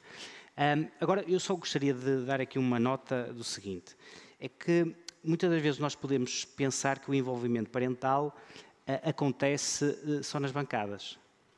Mas acontece é que o envolvimento parental acontece quando na viagem do carro, o envolvimento parental acontece ao almoço, ao jantar, o envolvimento parental acontece em casa, fundamentalmente. Quando não é um pai que leva 3 atletas no banco de trás e compara o seu filho e a exibição do filho no treino, quer pela positiva, quer pela negativa, com os seus companheiros de equipa, não é? Exatamente, ou seja, qual é aqui o pensamento que é, eu posso alienar os pais do processo de treino. E alienar é, basicamente, dizer, vocês não podem entrar aqui dentro. Agora, eu não posso alienar, ou pelo menos eu pensar que ao alienar os pais do processo de treino, estou a conseguir controlar, gerir o envolvimento desses parentais. Ou seja, basicamente eu acabo por me enganar a mim próprio com esse tipo de estratégia. E muitas vezes aquilo que eu defendo é de que, dependendo obviamente da estrutura e do processo competitivo que nós estamos a trabalhar, se estamos a trabalhar para níveis mais elevados, imagino que no Sporting isso possa acontecer. Agora, não estou a ver com clubes como, por exemplo, o Arcozelo ou o Candal estar, digamos, a alienar os pais do processo de treino dos seus filhos. Epá, acho que isso, sinceramente, não me fazia muito sentido, porque, obviamente, o processo desportivo de um clube como o Arcozelo, como o Candal, é, de facto, preconizar aquilo que é o seu conceito, que é disponibilizar à sociedade a prática desportiva, não é? Agora, creio que, indo buscar um bocadinho a tua pergunta, Jorge, que é, de facto, a questão de nós próprios sermos modelos para os nossos próprios filhos de atividade física e, neste caso, de pessoas, lá está, foco nos objetivos, nos resultados, foco, neste caso, modelos sociais de trabalho e etc. Professor, já teve alguma atleta que lhe tenha dito, ou um atleta, que lhe tenha dito eu não aguento a pressão? É muita exigência, eu não estou preparado ou preparada para tamanha aventura, tamanho desempenho? Não com essas palavras, é uma coisa que se pressente e, portanto, é possível competir na ginástica em diversos níveis. Nós falámos um bocadinho de alta competição, mas na alta competição está uma percentagem muito pequenina dos praticantes e, portanto, por definição. E, portanto, na ginástica podem competir naquilo que nós chamamos a primeira divisão, a divisão base e uma divisão. E há pelo menos 3 divisões onde competir. E, portanto, essa gestão de qual é o melhor... O que é que se adequa melhor? O que é que se adequa às características daquele ou daquela ginasta é uma gestão que é feita, obviamente, pela ginasta, porque se percebe qual é que é a sua apetência, aquilo que são as suas características, mas também pela leitura que se faz da própria família, quando se percebe que para se competir a um nível, para se tentar chegar a atingir um nível mais elevado, é preciso que a família tenha uma das características e que, se não tiver, isso não vai ser possível. Porque vai ser preciso levar a ginasta ou o ginasta aos treinos a horas, às vezes absolutamente inacreditáveis. Sempre. E, portanto, nem todas as famílias têm essas condições de conseguir resolver essa logística que implica... Mas já chegou a esse extremo de ter de aconselhar algum atleta, vamos diminuir a intensidade porque tu não estás a... Sim, isso é uma coisa que pode acontecer. Sim, é uma coisa que pode acontecer. Por isso é que eu há bocado estava a dizer que a linha que separa aquilo que são as expectativas dos treinadores e das ginastas e dos ginastas, daquilo que de facto é aquilo que o ginasta é capaz de fazer, é uma fronteira que nem sempre é clara e que é difícil de concretizar, quando estamos a falar em patamares elevados de performance e de prática. No normal, digamos, na prática comum, comum, digamos, da ginástica, nada disso se passa, obviamente, e, portanto, o grosso das ginastas é aí que se situa. O problema está sempre quando se fala em termos de alta competição. É claro que há bocadinho estava aqui a dizer que o envolvimento parental não é... unicamente no treino, e portanto obviamente que é nas 24 horas do dia, ou de todo o tempo que o jovem chama-lhe agora holístico, não é? Exatamente, agora holístico. Com a sua família. É evidente que é ao almoço, é ao jantar, é quando... e é para nós um problema quando as expectativas dos pais estão francamente acima daquilo que nós entendemos como sendo o possível daquele ginasta. E isso é um problema que às vezes é difícil de gerir, porque é preciso encontrar a forma certa de fazer passar a mensagem aos pais de que as expectativas que têm para ter aquelas expectativas teriam que ter outro filho, que não aquele. Inclusivamente. Isto não é uma coisa fácil de dizer e de explicar e uma mensagem que seja muito fácil de transmitir. Isso às vezes pode ser um problema. faziam-nos falta os pais aqui também, não é? Nós somos todos, ou quase todos, pais, e também podíamos falar dos nossos exemplos, mas faltava mais gente, não é? Para dar também mais eco sobre isto que estamos aqui a conversar. Espero que aproveitem esta gravação também para fazer uma reflexão sobre a relação que mantêm com os vossos filhos e a relação que mantêm pais com a prática desportiva. Também era bom que o fizessem se estiverem a ver e a ouvir esta nossa conversa, este nosso diálogo. Rita, tu tens já uma carreira longa como futebolista. Alguma companheira se envergonhou do comportamento dos pais na bancada e tu apercebeste disso? Sim, já tive uma companheira minha que pelo comportamento da mãe, pela forma como ela não gostou porque a mãe insultou uma jogadora da equipa adversária Por exemplo? De forma mais agressiva, e eram companheiras de seleção. E, portanto, isso, na altura, para a atleta em questão, foi uma gestão difícil, foi pedir no final do jogo desculpa pela situação, porque de facto não tinha como controlar, e aquilo que fez no final do jogo foi tentar agir. Não tinha culpa nenhuma naquele caso, porque a mãe de facto é que teve um comportamento menos digno. Ligeiramente. Exatamente, e portanto teve assim essa situação que infelizmente também aconteceu. E continua a acontecer? Eu não tenho visto tanto, ou então ouço pouco da bancada. Também estás noutro nível, não é? Sim, estás a jogar noutro patamar, não é? Mas não tenho... Ultimamente, felizmente, as coisas têm estado a esse nível, não tenho notado tantos pais assim tão agressivos. Sim, e talvez os árbitros sejam as principais vítimas. Sim, não é? Infelizmente do comportamento irascível de alguns dos infelizmente, que assistem. Parece que estamos a diabolizar os pais. Os pais é que são os maus, os pais é que provocam o mau ambiente. Há muita gente a provocar, não é? É verdade, mas para além de treinadores, os pais também acham que são árbitros, e infelizmente às vezes acabam por estragar o jogo, porque antes de começarmos este debate eu estava de facto a falar com o Dr. Pedro sobre esta questão da arbitragem e não é fácil. E eu, enquanto jogadora, sei que às vezes contesto obviamente as decisões dos árbitros, faz parte do jogo, mas também sou a primeira a reconhecer que não é um trabalho fácil, não é? As decisões são momentâneas, e, portanto, às vezes quem está na bancada não ajuda e acaba por picar demasiado o árbitro e que o leva muitas das vezes a perder a cabeça também, e prejudica às vezes o próprio bem-estar do árbitro durante o jogo, e isso acaba por se fazer notar. Altera-o, não é? Altera o seu comportamento. Sem dúvida. Bom, e se falávamos de falta de atletas para as modalidades, imagine-se árbitros. Sim. Para as modalidades, por aquilo a que estão sujeitos e por aquilo que veem e que não querem, não é? Sim. E eles também têm pais, não é? É verdade. E os pais também não devem querer exatamente passar por aquilo que alguns pais ainda passam. Ainda recentemente estive com um ex-árbitro internacional que me contou que até segurança privada teve de contratar, não para os pais, mas para a filha de 4, 5 anos, para ter à porta do colégio, porque as ameaças eram tão veementes que ele viu-se na obrigação de contratar seguranças para que a filha pudesse ir à escola, de 4, 5 anos. Portanto, quando chegamos a este extremo, de facto alguma coisa tem que mudar no nosso desporto e nós temos que nos preocupar efetivamente em ter conversas como esta para que as pessoas possam refletir sobre o desporto e não apenas sobre os seus clubes. Mas é de clubes que estamos a falar e é, Paulo, sobre a relação entre os pais de um clube mais pequeno que está a jogar contra o Sporting e esses pais estão a ver, por exemplo, o Sporting golear por 10, por 11, por mais números ainda. O Paulo tem essa noção melhor do que eu.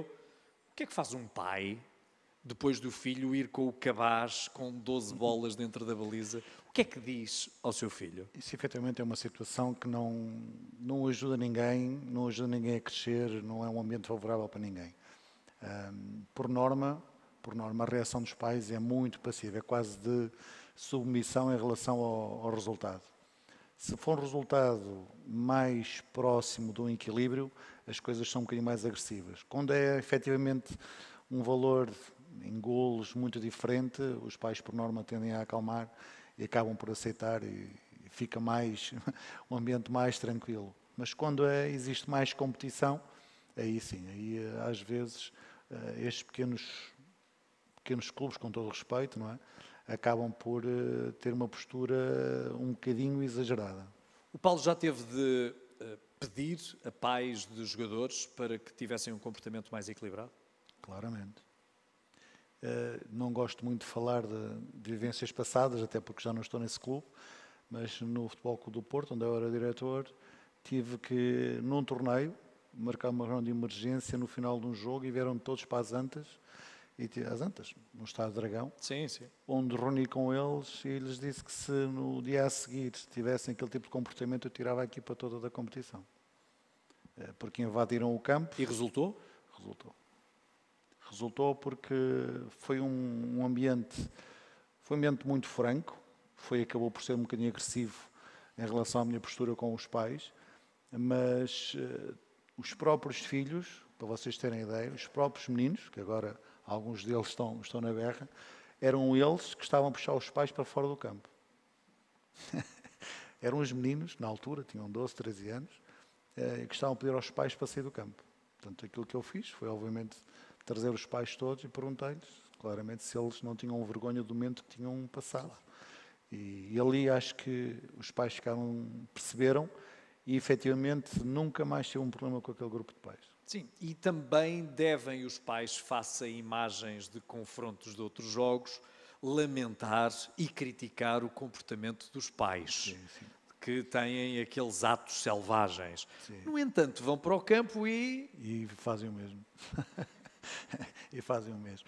Mas nesse momento acabou por ser um momento de uma exposição tão grande que eles próprios depois ficaram...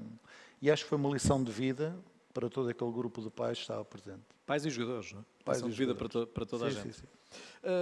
Pedro, tem pouco tempo.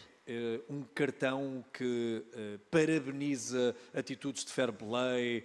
É o cartão branco? Ajudem-me. É o branco, não é? É a cor desse cartão. É um ato de pedagogia que deve-se louvar e deve-se incentivar quando um treinador, por exemplo, recentemente pôs uma equipa a jogar com o mesmo número de jogadores de um lado e do outro porque a outra equipa adversária não tinha jogadores que chegassem? Isto na formação, não é? Eram miúdos. Não, eu acho isso absolutamente louvável, ainda para mais o cartão branco ser algum método, um instrumento do árbitro.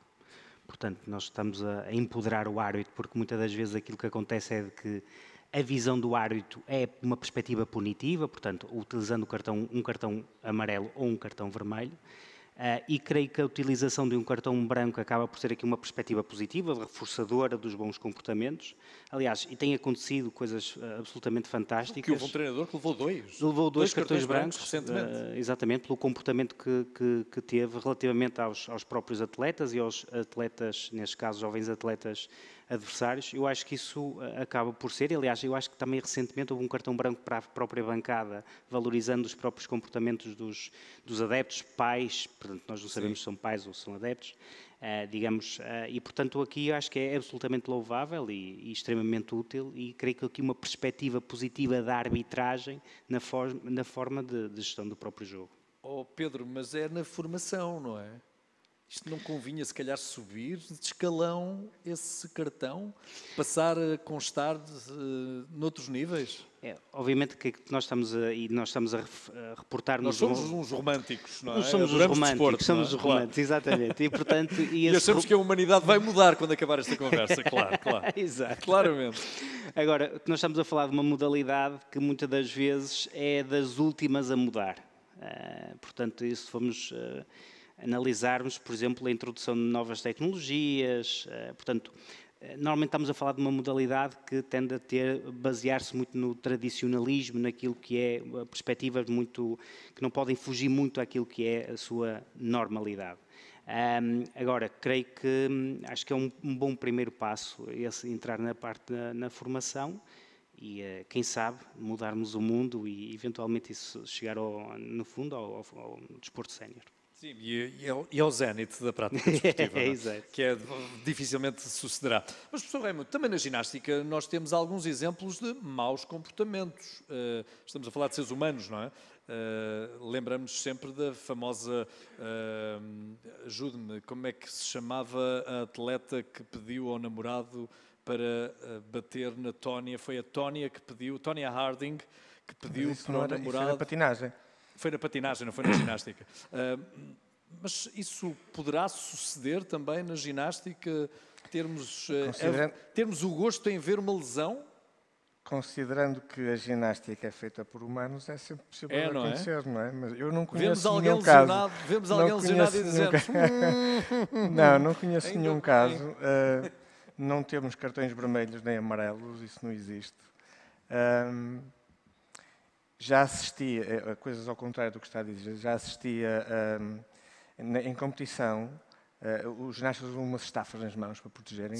Não é possível fazer alguns aparelhos, barra, argolas, isso não é possível fazer sem as estafas. E já assisti a um ginasta português, foi em Portugal, no Campeonato Nacional, cujas estafas rebentaram no aquecimento, rasgaram, e foi um seu adversário que lhe cedeu as dele, portanto, enquanto usou para fazer a competição, sabendo esse que lhe cedeu as dele, que a probabilidade de não conseguir ganhar a prova a partir desse momento era enorme, sendo que se não cedesse, ganharia de certeza, porque ele ficaria sem aquele aparelho. E, no entanto, deu-lhe, ou melhor, emprestou-lhe para ele poder fazer. Na altura não havia ainda cartões brancos e, portanto, não foi possível mostrar nenhum cartão branco. Mas sim, a ginástica é feita por humanos e, portanto, é possível que coisas más aconteçam. Claro. Podem sempre acontecer que desaparafusem as paralelas assimétricas de propósito. Mas eu assisti, já há uns tempos, vi um jogo de rugby na televisão entre a África do Sul, para não estar sempre a falar de ginástica, entre a África do Sul e Nova Zelândia, penso eu. Faltavam 12 minutos para acabar o jogo. Nova Zelândia estava a perder em casa com a África do Sul, que é uma coisa absolutamente histórica. E estava a perder pela distância de um ensaio. E o árbitro chamou o capitão da Nova Zelândia e apontou para um jogador e disse-lhe, deve ter dito, não percebi, e expulsou 10 minutos. E o jogador, o capitão de equipa foi lá dizer-lhe que ele tinha saído e ele saiu, simplesmente, baixou a cabeça e foi-se embora. Não houve um único jogador da África do Sul que contestasse, nem sequer com um gesto, a decisão do árbitro. Ponto final. Eu tenho sérias dúvidas que uma coisa parecida com esta seja possível de algum dia vermos num jogo de futebol. Tenho sérias dúvidas, para não dizer que tenho imensas certezas. Há um famoso mister português que diz que o fair play é uma treta. Não existe. Pronto, cada um diz aquilo que faz, quer dizer, pelos vistos. Mas, o que é preciso é que há bocadinho estávamos a falar da disciplina e do trabalho que é necessário ter para conseguir concretizar objetivos. Mas para ter trabalho é preciso que haja disciplina. Sem disciplina as coisas não acontecem. E aquilo que às vezes se vê em algumas modalidades individuais, e suponho, desculpem os presentes que são de futebol, mas eu tenho que dizer isto, aquilo que vulgarmente se chama a linguagem do futebol é simplesmente um enxugalho das neiras. É possível chamar nomes ao árbitro no futebol. A gente vê um jogo de futebol e percebe-se pelo movimento dos lábios que os jogadores estão a insultar o árbitro. E chamar nomes, estão a insultar o pai do árbitro, a mãe do árbitro, e não acontece nada. Enquanto permitirmos que isto aconteça, não temos grande moral para falarmos de disciplina e de cartões brancos, não é? Por exemplo, há mais modalidades desportivas com um alto contacto físico, o rugby, como foi dado como exemplo. Claro. Mas também temos jogadores, e tivemos uma final da taça, salvo erro, ou um jogo decisivo do campeonato, que não terminou porque os jogadores fizeram o favor de se envolver à pancada. Não é? E também o público se envolveu à pancada. Sim. E é tido o rugby também como um desporto de... E eu suponho que maus exemplos haverá em todo lado. Não há. Em todo lado. Não verá, claro sim, provavelmente, claro em tão grande número, não é? Claro que sim. Haverá sempre mais naquelas modalidades, ou naquelas atividades, sejam modalidades esportivas ou não, naquelas atividades muito mediáticas, e cuja pressão seja muito superior a qualquer outra, como é evidente. Mas que há alguma coisa que é preciso mudar na prática, porque não basta de facto escrever o manual para os pais, é preciso mudar a atitude e a mentalidade, e isso não se faz escrevendo umas linhas num papel. É difícil, não se muda mentalidades por decreto, mas mudam-se mentalidades, ou podem-se ajudar a mudar mentalidades com as atitudes. Se eu pedir aos meus alunos uma coisa, um dado comportamento e eu tiver outro, eles não vão fazer, não vão cumprir esse comportamento. Portanto, no desporto temos que bater certo a cara com a careta. Se é preciso que haja disciplina, eu tenho que ser o primeiro a ser disciplinado. Claro. Não me importa se os outros não são. Eu tenho que ser o primeiro a ser disciplinado para que haja disciplina em todo lado. Rita, o futebol feminino é menos bélico que o futebol masculino? Por aquilo que tu vês?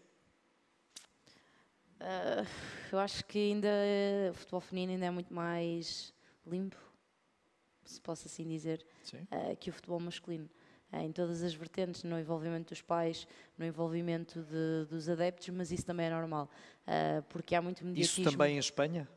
Isso também em Espanha ainda que uma dimensão já diferente. O futebol feminino em Espanha já está num nível um pouco distante daquilo que está em Portugal. Mas obviamente que o facto do futebol ter tanto mediatismo, eu acho que também faz com que todas estas situações menos boas que acontecem sejam notícia em todo o mundo.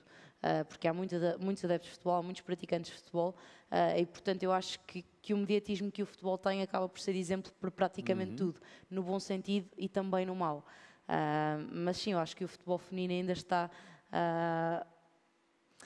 ainda é ou seja, ainda é mais está mais próximo da virtude, sim, do que o futebol masculino? Bem mais, ainda, acho que sim. E mesmo a nível de seleções?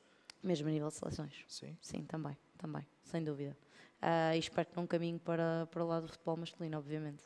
Ou pelo menos que o futebol feminino caminhe para outro tipo de igualdades. Exatamente, para outro tipo de igualdades que não sejam essas. Que não sejam sim, essas. Sem dúvida. Bom, Paulo, pergunto, como profissional do futebol, como observador do futebol, também deve reconhecer que muitas das nossas frustrações de vida nós conseguimos descarregar numa partida de futebol, ao ver uma partida de futebol, e às vezes até jogando entre amigos, nós acabamos por exalar o pior dos nossos sentimentos.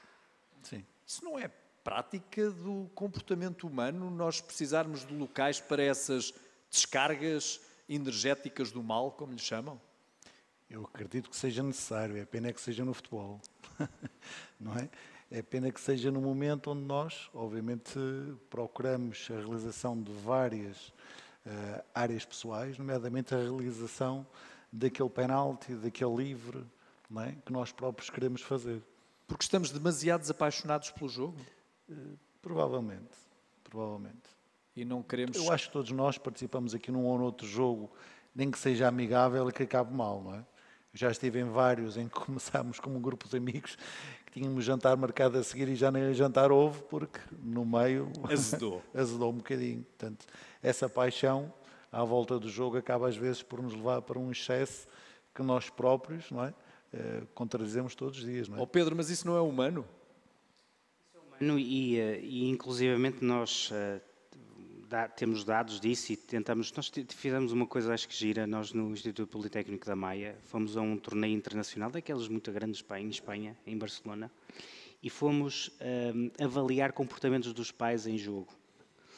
E uma das coisas, primeiro que nós verificamos, é que a percentagem de comportamentos negativos é de facto muito mais baixa do que os comportamentos positivos. Portanto, e estamos a falar de um ambiente em que qualquer pai pode chegar a um gradeamento e pode estar lá e fazer aquilo que lhe bem dá na real gana. Outro dado que nós... O estardalhaço dá mais nas vistas. O estardalhaço, pode exatamente. ser em menor número, mas dá mais nas vistas. É mais nas vistas, ou seja, basta ser um para criar logo ali uma dinâmica negativa muito grande. Até podemos pôr em rodapé alerta CM imediatamente. Exato. Agora, há outro aspecto que acaba por ser importante, é que nós verificamos que a inteligência emocional dos pais está relacionada com os comportamentos. Ou seja, basicamente é de que os pais mais emocionalmente inteligentes tendem, de facto, a ter mais comportamentos positivos, neste caso, no terreno de jogo, portanto, a apoiar os jogos dos filhos, e estamos a referir de equipas como o Manchester United, o City, o Barcelona, o Real Madrid, portanto, o Sporting também lá estava, e o Porto Benfica.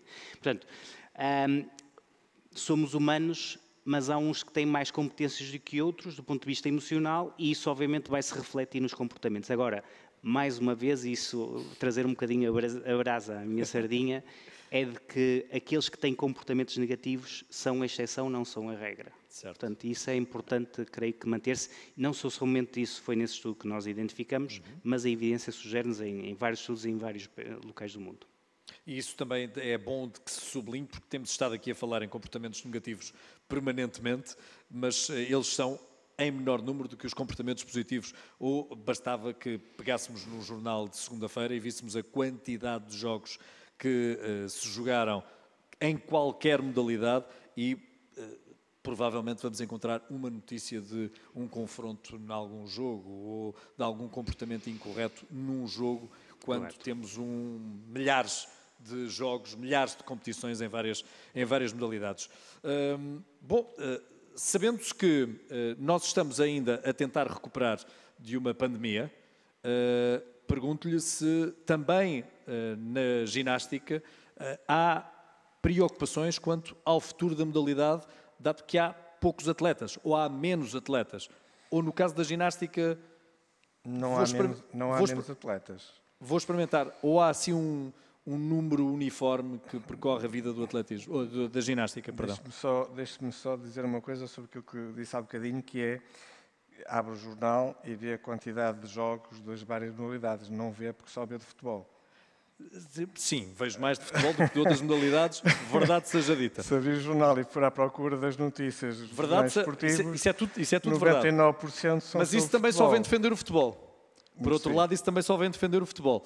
Porque o futebol tem essas centenas, milhares de jogos ao fim de semana e, no entanto, muitas vezes as notícias de abertura de um jornal ou as notícias desse mesmo jornal onde vemos esses resultados é aquele confronto entre duas equipas. Sim, é verdade. É verdade. Quando há milhares de outros jogos onde nada disso se passou. Não é? A notícia às vezes é a exceção. É verdade. Em termos de quantidade de gente que pré-pandemia e pós-pandemia, se bem que a gente não pode falar muito bem em pós-pandemia, não é? Mas pronto. Temos aqui uns verdadeiros fora da lei. Eu posso falar pela Escola de Ginástica de Gaia. A Escola de Ginástica de Gaia mudou de instalações 3 meses antes do primeiro confinamento.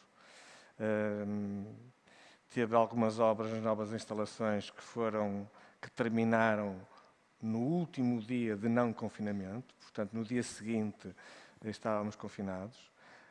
Tivemos ali, nessa altura, uma baixa significativa de praticantes, na ordem dos 30% a 40%.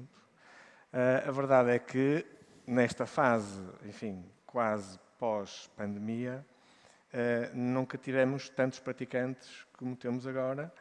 E a sensação que passa e que temos é que, de alguma forma, as pessoas perceberam, os pais perceberam, que os filhos estarem confinados em casa é uma coisa muito má. E que traz mais problemas para os filhos, mas também para os pais, que estar a aturá-los em casa o dia todo e é complicado.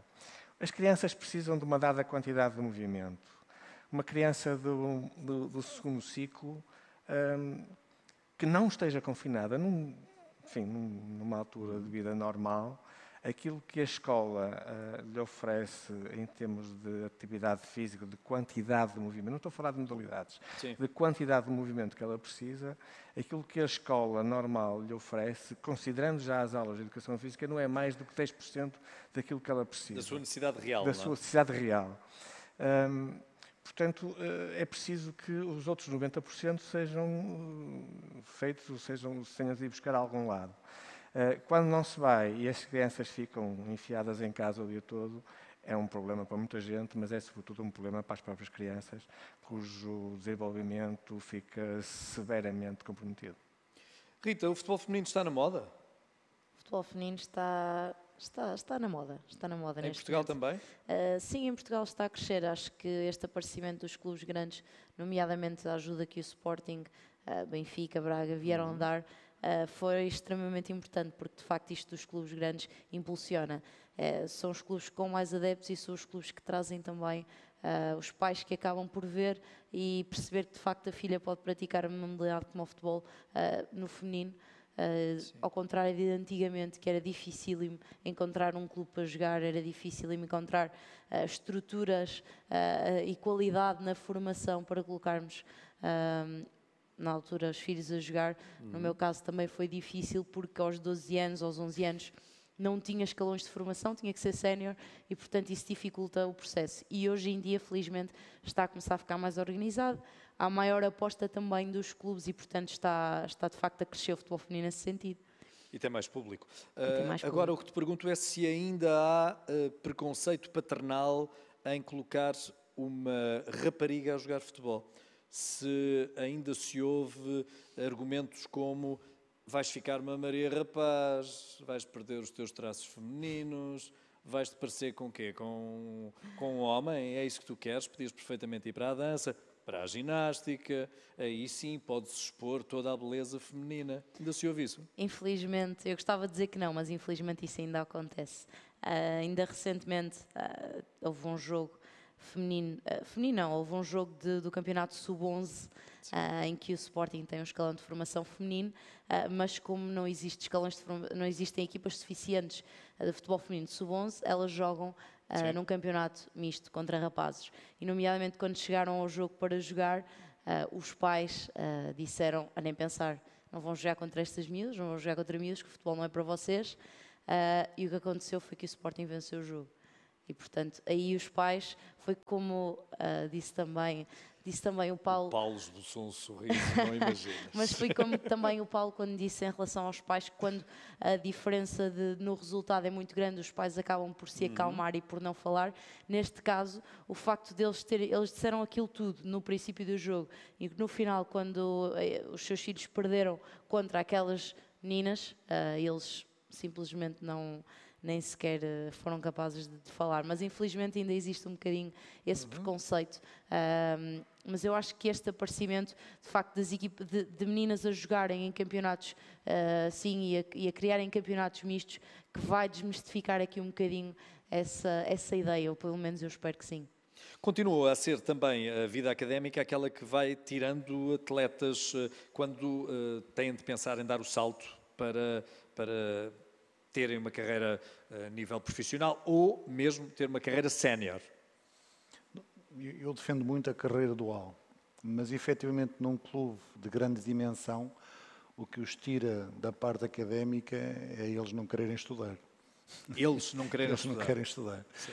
Porque num clube de uma dimensão grande... Eu vou ganhar X, não vou precisar de estudar, não é? Exatamente, é isso. A expectativa de um lucro fácil, de uma vida fácil... Como é que vocês superam isso no Sporting? Vocês têm uma parceria, ou pelo menos tinham, com a Escola Secundária de Alcochete, não tinham? Não, nós temos 3, 4 enquadramentos escolares. Sim. Eu vejo a parte académica de uma forma muito específica, porque, por exemplo, um jovem que chega até nós e que venha de um país africano, ele tem que ter um enquadramento.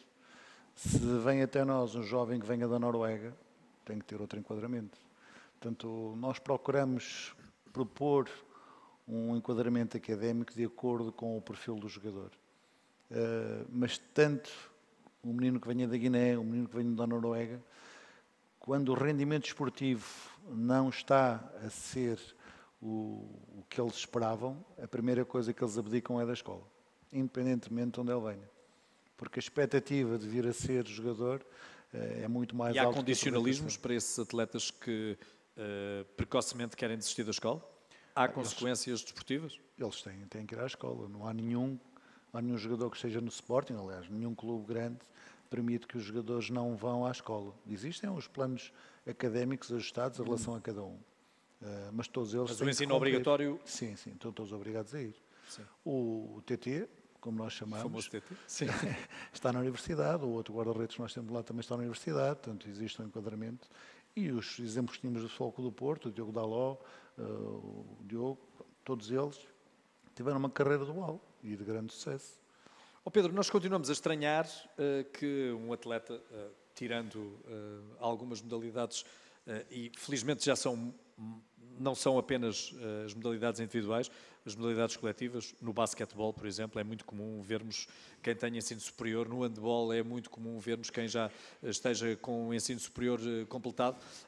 Mas nós ainda estamos a léguas-luz, por exemplo, daquilo que sucede na prática desportiva de alto nível nos Estados Unidos da América, onde conhecemos as imensas universidades que até andam a vasculhar atletas por outros continentes para os absorverem e para os colocarem na prática desportiva, mas simultaneamente a estudar. Não, eu acho que aqui também tem, não só do ponto de vista cultural, obviamente, mas também com um sistema desportivo, juntamente com aquilo que é o próprio sistema académico e a interligação que se faz. Nós, de facto, não temos esse tipo de sistema, portanto, estamos a falar de um sistema completamente diferente daquilo que é preconizado cá.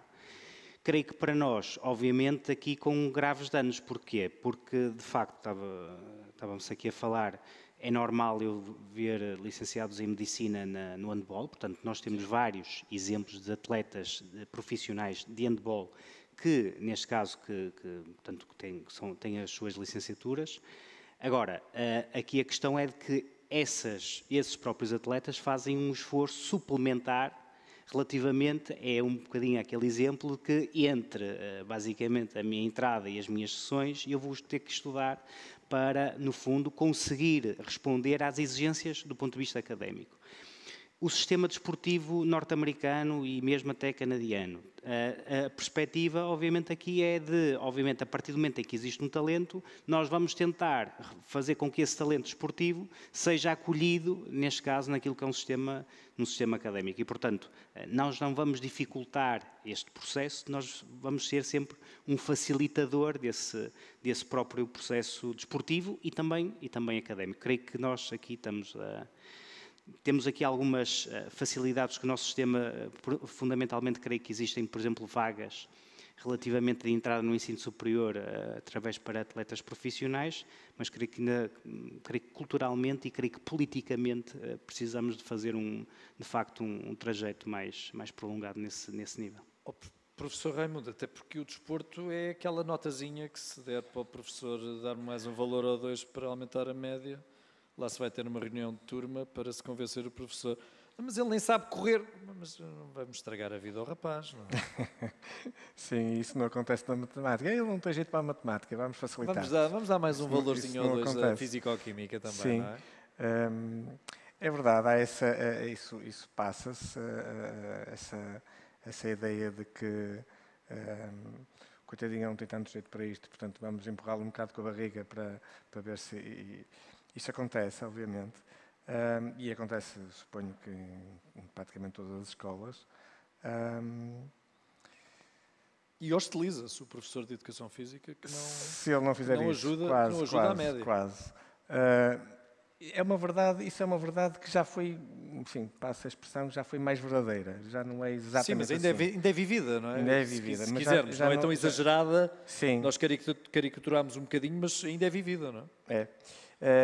Eu devo dizer que, neste momento, a nota de Educação Física conta para a média, e eu faço parte de um grupo muito restrito de professores que discorda dessa medida. Isso é uma questão que a gente depois um dia enfim, outra conversa. poderá dar outro debate. Outra e conversa. das razões pelas quais eu discordo dessa medida. Essa metodologia, não é? Aliás, se calhar a decisão sobre a forma de entrar na faculdade é uma coisa que daria panos para mangas e se calhar esta que não é a melhor maneira, mas pronto. A ginástica, as ginastas e os ginastas têm, como disse há bocadinho, regra geral boas notas e, portanto, na maior parte dos casos, nem se sentem aliciados por universidades norte-americanas? Sim, isso é verdade, isso acontece. Aliás, há uma ginasta nossa de Gaia que foi já convidada e foi sondada para a possibilidade de ir estudar para os Estados Unidos e, portanto, treinar e fazer vida académica e desportiva nos Estados Unidos. Claro que sim, que acontece. O que não acontece é como nenhum ginasta tem como expectativa ter um rendimento salarial à conta do seu trabalho como ginasta que lhe possa resolver a vida, tem mesmo que estudar. Não é? Portanto, É por aí que ele tem que ir. Eu não sei se recordam de um programa, e vou já dar a palavra a algumas das pessoas que aqui estão presentes que querem questionar, julgo que uma ou duas perguntas, sim, já lá iremos. Não sei se recordam de um programa que apresentei há já alguns anos para a RTP, chamado Soccer Stars, em que nós fizemos uma recolha nacional de jogadores masculinos e jogadores femininos, e nem imaginam a quantidade de problemas que arranjámos com alguns dos miúdos que jogavam em clubes e que foram ao programa e que depois tiveram que desistir porque os clubes não admitiam que eles estivessem nesse programa. O prémio para a jogadora feminina era ir estudar para os Estados Unidos da América, para a Universidade de Santa Bárbara, para jogar na equipa campeã nacional de futebol feminino universitário, que era a equipa de Santa Bárbara. Eu não posso deixar o meu namorado. Foi a resposta face ao prémio. E isto também, não sendo uma regra geral, pode ser também significativo das oportunidades que surgem, e por não termos grande perspectiva daquilo que o desporto nos possa dar, acabamos por desistir de excelentes oportunidades. Sim, é verdade. E ele chegou e jogou na equipa principal, só para ter uma ideia. Isto é em 2006, 2007, acho que foi por aí o concurso, só para terem uma ideia. Sim. Este tema, a realidade de hoje é nós termos clubes americanos a convidar jovens do Sporting a ir para lá, com bolsas académicas, jovens que preferem ficar aqui a jogar numa terceira divisão, na expectativa de que um dia vão, do que agarrar uma oportunidade como esta. E a Rita sabe que é verdade. Hoje em dia acontece isso. Muito bem, nós ficámos aqui a noite inteira a falar sobre, a noite ou a tarde, depende da hora que esteja a ver esta gravação, a falar sobre desporto e a falar sobre aquilo que nós desejávamos todos que pudesse melhorar no desporto em Portugal, mas temos quem também queira fazer perguntas aqui na nossa plateia. Nós não somos muitos, mas somos alguns. Venham de lá essas perguntas. O meu amigo diga só o seu nome e depois... Olá, viva, boa noite. O meu nome é Ernesto Faria. Antes de mais nada, dar os parabéns a todo o painel, que está a ser excelente. Eu gostava, neste caso, não era de fazer uma pergunta, mas de fazer uma pequena introdução sobre este tema. Eu estou no futebol há 45 anos, tanto como atleta, depois mais tarde como treinador, e depois tive a felicidade de ser convidado para um projeto que tem como mentor uma pessoa que está cá presente, que é o Dr. Guilherme de Aguiar, que foi formar um departamento de seleções municipais.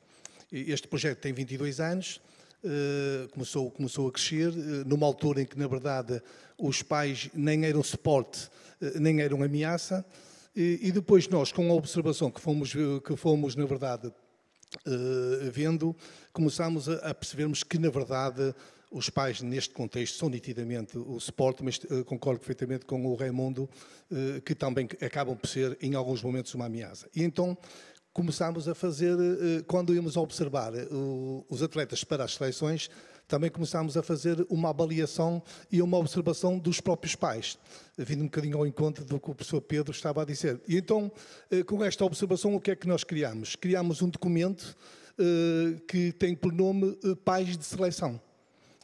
E depois, isso foi feito há 12 anos.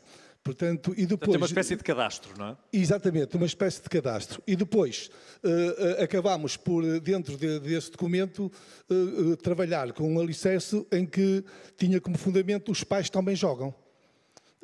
E depois, uma das coisas que nós notamos nos últimos anos, para o futebol, também começaram a entrar as mães. Que no meu tempo as mães ficavam à porta dos estádios a fazer uma modalidade que se chamava tricô, aqueles que tinham carro e os que não tinham carro ficavam em casa. E com o aparecimento das mães, que também são um suporte incrível para a formação em vários momentos, mas começámos a ver que uma das situações que eles não dominam. Hoje, o pai do futebol, nem todo ele é o apaixonado por futebol. Aquilo que acontecia com o meu pai. É verdade que o meu pai não ia ver treinos, ia ver de vez em quando nos jogos, porque gostava de futebol e por coincidência eu estava lá a jogar. Hoje acontece o contrário, os pais estão um bocadinho na moda ser futeboleiro, como dizia o mestre Aurélio Pereira, a maior parte dos pais querem ser Jorge Mendes e querem que os filhos sejam Ronaldos. Mielheiro, porquinho mielheiro. Exatamente. E então, nesse documento que os pais também jogam, portanto, pusemos lá aquilo em contexto, os comportamentos adequados e inadequados em relação aos próprios jovens. E foi um documento sempre em aberto. Todos os anos, os pais que iriam fazer parte das seleções municipais também podiam acrescentar algo a esse documento. O que é que eu quero com isto dizer? Nós temos tido pais de seleção. Quando há caráter e, acima de tudo, uma identidade, que foi aquilo que muitas das vezes muitos dos clubes perderam, porque, na verdade, o critério económico, muitas das vezes, tem que se ultrapassar esses parâmetros, acaba porque, na verdade, hoje o treinador, há uma palavra que desapareceu, mas isto não foi só no futebol, isto, no fundo, foi na própria sociedade, que se chama respeito, em relação aos professores, em relação aos catequistas, enquanto que no nosso tempo quem fizesse parte do barco da educação era muito respeitado por toda a gente. E depois, claro, os atletas são... Mas é certo que às vezes se confundia a autoridade com o respeito. Claro que sim, claro que sim. E autoritarismo mas eu também, falo mesmo no respeito, na essência da palavra. Eu percebo o que está a dizer. E no fundo era isto que eu queria dizer. Portanto, os pais que têm passado por nós têm sido mesmo pais de seleção. E depois, mais tarde, nós vamos acabar por observar no próprio clube portanto, notámos que valeu a pena passar pelas seleções. Eu vou dar um exemplo só. A maior parte dos pais não sabem regras de futebol. E nas reuniões que nós tínhamos com os pais, um dos temas que tínhamos sempre era falar sobre regras de futebol. Porque a maior parte dos pais e atletas. E atletas. Portanto, portanto, no fundo, isto que eu gostava de dizer, que também há, na verdade, formas positivas de alcançarmos os nossos objetivos. Para acabar, gostava de dizer que o Raimundo era um extraordinário atleta de ginástica, um grande amigo, um grande companheiro, mas era muito mau a jogar futebol e eu, quando fazia as equipas, não o escolhia a ele. Confirmam-se os dois pés esquerdos. Ok, confirmam-se.